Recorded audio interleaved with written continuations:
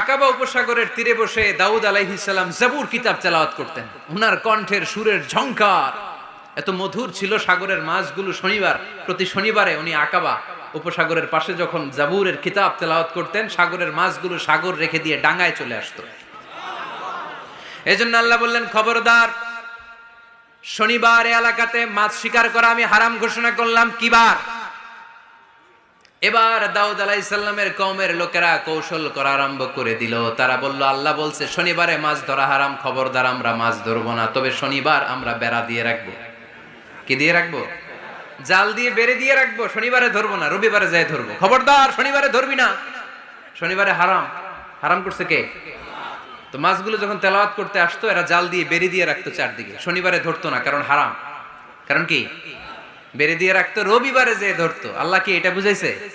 আল্লাহ বুঝাইছে শনিবারে যত মাছগুলো এসেছে এগুলো ধরা যাবে না।